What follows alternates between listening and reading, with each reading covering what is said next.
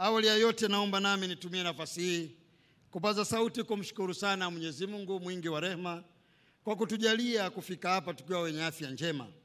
Lakini kwa upekee kabisa naomba nimshukuru sana Mwenyezi Mungu kwa afya yako, kwani bila ya wewe Tanzania yetu hii singelikuwa ilipo leo tunaposherehekea miaka 4 ya uongozi wako katika nchi yetu. Mheshimiwa Rais, naomba nikushukuru sana wewe, lakini nimshukuru sana Mwenyezi Mungu kwa afya yako.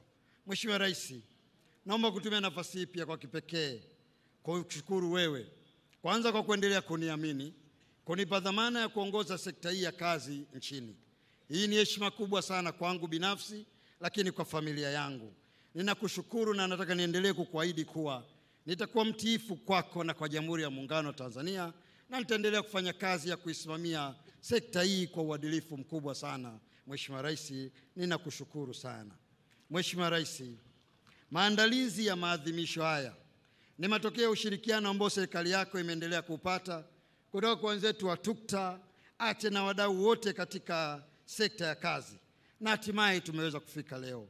Ofisi yangu inatambua na kuheshimu mchango unaotolewa na waadhimisho katika siku ya leo.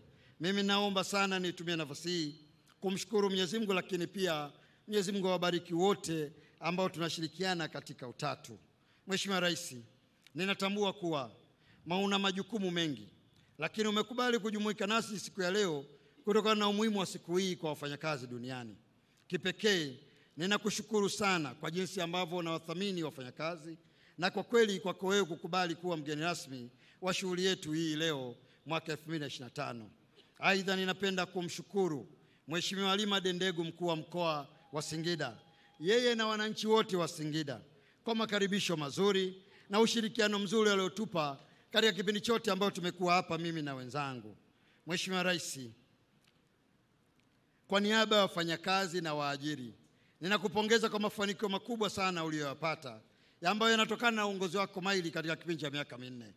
Katika hili Mheshimiwa Rais, pamoja na maelezo mazuri yaliyotolewa na waliotangulia akiwemo mjomba Mrisho Bendi, lakini na waliotangulia kusema, na mimi naomba nipaze sauti kukushukuru wewe kwa mambo makubwa na mazuri uliyofanya ambayo kwa hakika amefanya kazi yangu na wenzangu katika wizara yetu tukiongozwa na Mheshimiwa Waziri Mkuu kuwa nyepesi sana.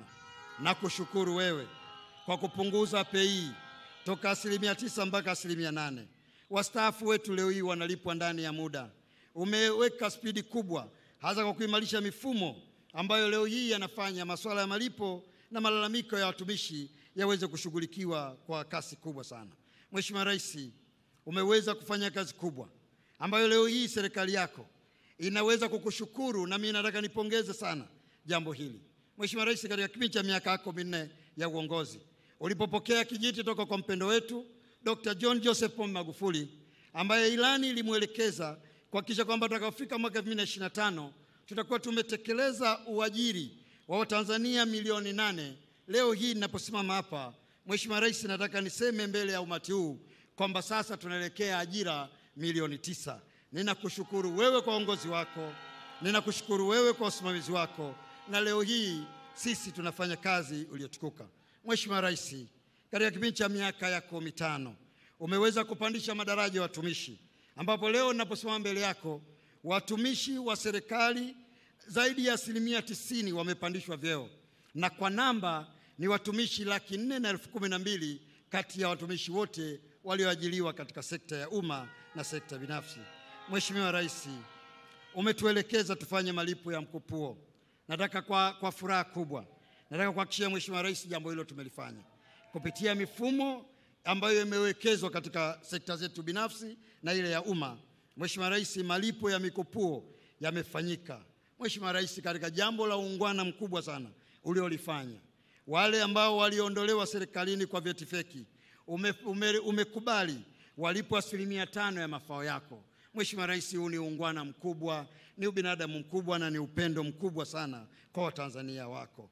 Mheshimiwa Rais, wafanyakazi walio mbele leo hii wanafaidika na kusimama kwa furaha kubwa wakiwa wamepandishwa posho kwa 100%, na leo hii kila mfanyakazi amechukua posho yake na mambo yanakwenda vizuri, na haya yote ni kwa sababu ya wewe kuwepo katika serikali yetu.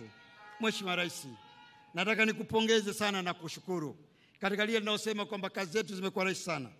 Katika kipindi chako cha uongozi wako, ziko halmashauri zako Mheshimiwa Rais ambazo zilikuwa zinapata tabu sana kuwalipa watumishi pale wanapoenda kufanya kazi, lakini pia wanapotakiwa kulipa mishahara.